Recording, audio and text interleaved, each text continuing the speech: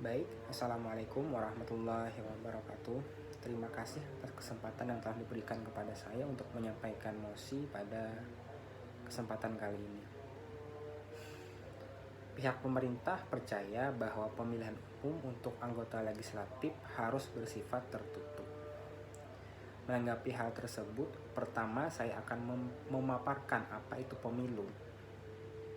Pemilu adalah sarana pelaksanaan kedaulatan rakyat yang dilaksanakan secara langsung, umum, bebas, rahasia, jujur, adil dalam negara Kesatuan Republik Indonesia berdasarkan Pancasila dan Undang-Undang Dasar Negara Indonesia tahun 1945. Apa kegunaan pemilu diadakan? Melihat dari tujuannya, pemilu memiliki fungsi utama untuk menghasilkan kepemimpinan yang benar-benar mendekati kehendak rakyat.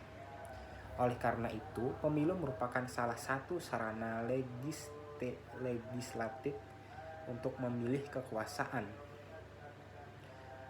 Pemilihan umum dapat dikatakan aspiratif dan demokratis apabila memenuhi beberapa persyaratan.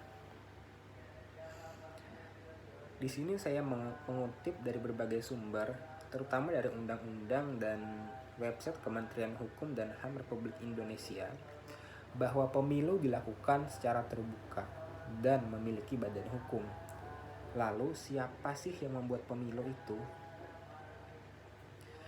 Komisi Pemilihan Umum atau disingkat KPU adalah lembaga negara yang menyelenggarakan pemilihan umum pemilu di Indonesia, yaitu meliputi pemilihan anggota DPR, DPD, DPRD, pemilihan umum presiden dan wakil presiden, serta pemilihan kepala daerah dan wakil kepala daerah di provinsi, kabupaten, kota. Pembentukan lembaga penyelenggara pemilu sudah dimulai pada tahun 1946 ketika Presiden Soekarno membentuk Badan Pembaharuan Susunan Komite Nasional Pusat atau disingkat BPSKNP dengan disahkannya Undang-Undang Nomor 12 Tahun 1946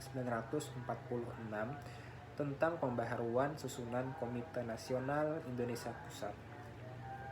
Undang-Undang Nomor 12 Tahun 1946.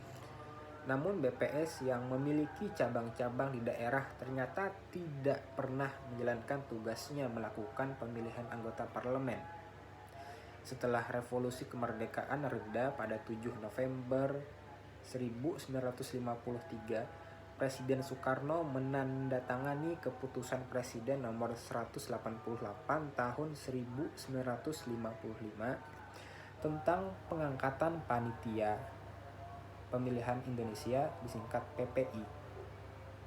Nah, panitia inilah yang bertugas menyiapkan, memimpin, dan menyelenggarakan pemilu pada tahun 1955 untuk memilih anggota konstituante dan anggota Dewan Perwakilan Rakyat. Panitia Pemilihan Indonesia 1958.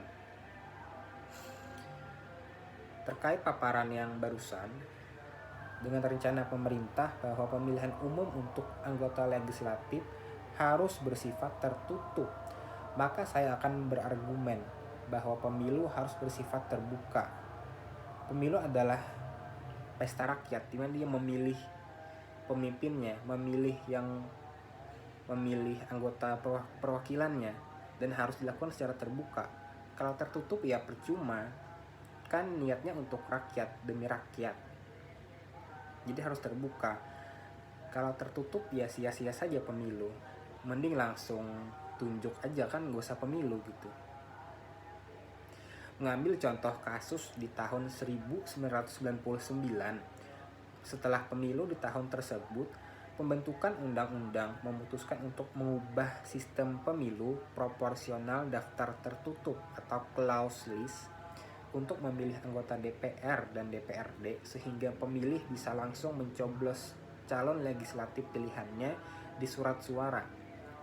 Surat suara bukan hanya akan memuat nomor urut dan tanda gambar partai, tapi juga memuat nomor urut dan nama caleg yang diusung partai tersebut.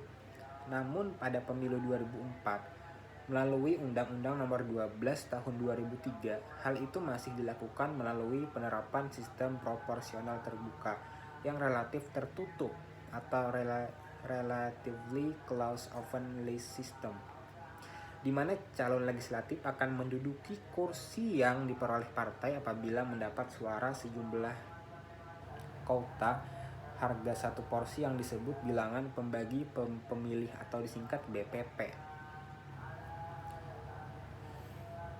Kesimpulannya, untuk kedepannya, bila dilakukan peninjauan sistem pemilu oleh pembentuk undang-undang, maka mestilah dilakukan secara terbuka dan akuntabel.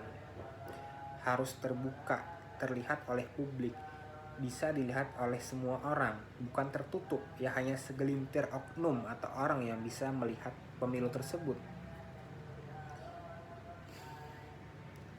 Dengan terlebih dahulu merumuskan secara jelas tujuan-tujuan pemilu yang hendak dicapai. Harus dipastikan bahwa pemilihan atas sistem pemilu adalah koheren dengan sistem kepartaian, sistem perwakilan, dan sistem pemerintahan agar demokrasi mampu terkonsolidasi kuat. Maka dari itu, pemilihan umum harus dilakukan secara terbuka, jangan sampai tertutup. Untuk menambah kepercayaan masyarakat terhadap pemerintahan, diadakanlah pemilihan umum. Kalau pemilihan umum secara tertutup bukan umum namanya tapi private. Sekian dari pendapat yang saya ajukan daripada mosi pada kesempatan ini. Wassalamualaikum warahmatullahi wabarakatuh.